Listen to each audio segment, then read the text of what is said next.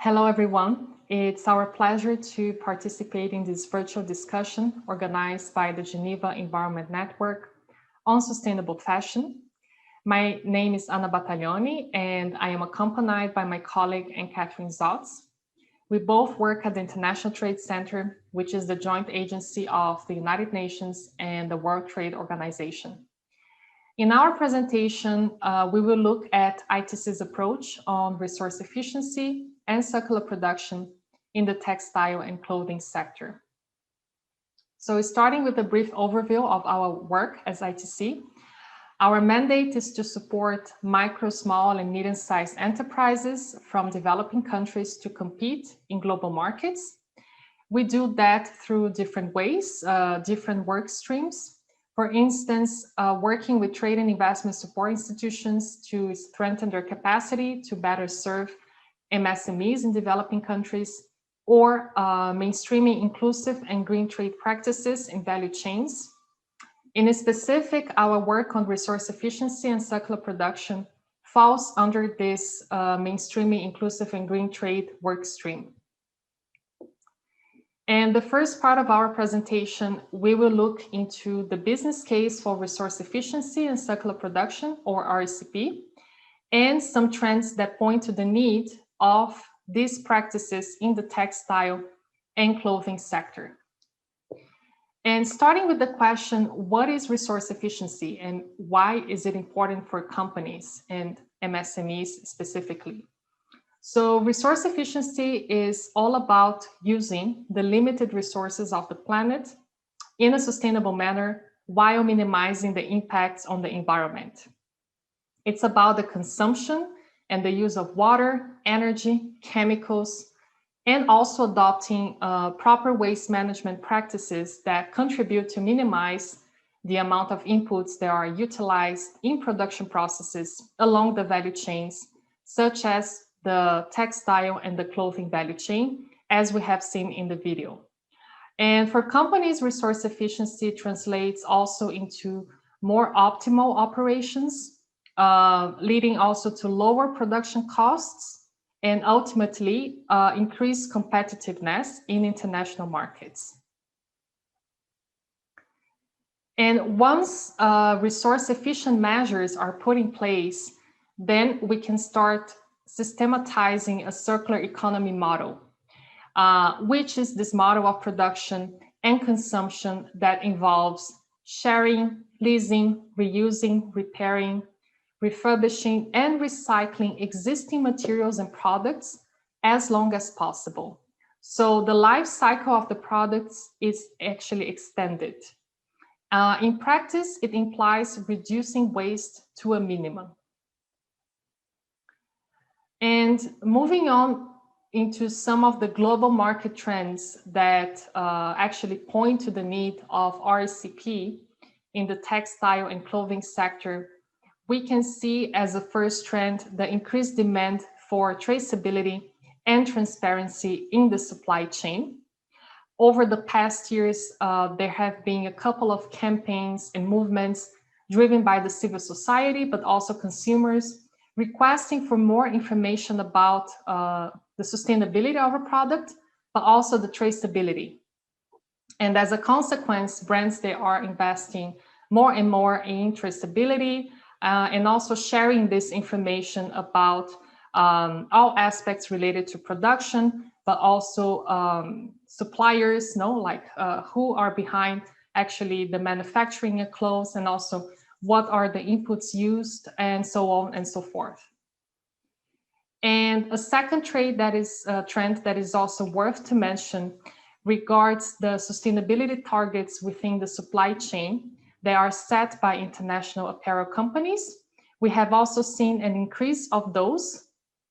And actually in a study from 2018, it presents that 90% of targets set by companies, they cover environmental related impacts. So this is actually an increasing trend. And when we talk about those targets, we are speaking about examples such as use of 100% sustainable cotton, or having 100% of suppliers meeting or exceeding social and environmental requirements. So these are some of the examples of how this can be implemented in practice and requested by companies. And a third trend that is also interesting to mention regards compliance with voluntary and private sustainability standards by suppliers in international value chains. Those standards, they can cover from company-specific codes, such as codes of conduct, policies, sustainability commitments, but also certification schemes. And with the COVID crisis, we have also seen greater interest from buyers to consolidate their supplier base, which in fact will accelerate the demand for sustainable sourcing in compliance with the sustainability requirements. And if we look specifically at how COVID-19 has been accelerating further sustainability trends in the textile and clothing sector, it's also worth to speak more about two main drivers. The first one is the reduced demand, leading retailers and brands to consolidate further their supplier base, so to diminish the number of suppliers linked to a brand or a retailer, and also how financing stimuli available in origin and destination countries, they are being provided against social and environmental targets. So these two trends, they're actually leading to impacts on how sustainability related goals are increasing and will increase more and more, but also related to the increasing interest from buyers to engage only with the best performers in supply chains, both commercially, social, and environmentally.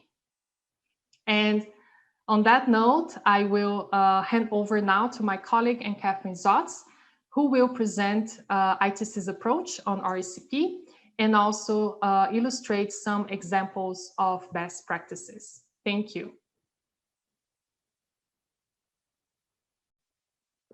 Thank you very much, Anna, for introducing us to the concepts and trends of resource efficiency and circular production. I will introduce you now to the ITC RECP approach. The ITC RECP approach is implemented across the globe in different geographic regions, such as the MENA region, Eastern and Western Africa, Latin America and Asia, as well as across different sectors, such as agro-processing, as well as textile and clothing. Up to date, ITC has coached more than 250 SMEs on resource efficiency and circular production practices via its 4 to 6 months coaching program in 11 countries. The RECP approach offers direct support for SMEs. It starts with a self-assessment on RECP practices. Companies complete an initial survey about their current practices related to energy, water, chemicals, and waste management. The survey results can be used as a baseline assessment for each company, and they help them to identify the most important areas for taking action. It is followed by a customized face-to-face coaching program, which is implemented by locally trained coaches which accompany the companies in the development of their own RECP strategies. This coaching program is further complemented by in-depth webinars or workshops in which common issues in a specific sector are being discussed, such as thermal energy management, when we look at the drying of tea leaves, for example, in the tea sector, or for example, the installation of solar panels in a clothing company. It is then further rounded up by an online training for SMEs, which is hosted on the SME Trade Academy, and which is free of charge and globally accessible. Now let's have a look at examples of best practices when it comes to resource efficiency and circular production in the textile and clothing sector. For example, in Jordan, we found a company which wanted to solve the issue of immense volumes of offcuts it was storing at their premises. It worked together with a third-party provider to grind the fabric waste and produce fillings, which could be later used for pillowcases and mattresses. Another company in Tunisia looked at how to recycle its plastic waste. First, it collected the plastic waste, separated it by type, reduced its volume, and produce plastic scraps which later could be turned into tubes and sold on the local market. The same company also looked at how to recover best the sludge from its wastewater. The sludge it was collecting in the landfill and later producing from the sludge new tiles which were used in the municipalities surrounding the factory. In the textile and clothing sector, especially in the denim production, international buyers increasingly request their suppliers to reduce their water footprint, as well as, of course, to not release any harmful chemicals to the environment.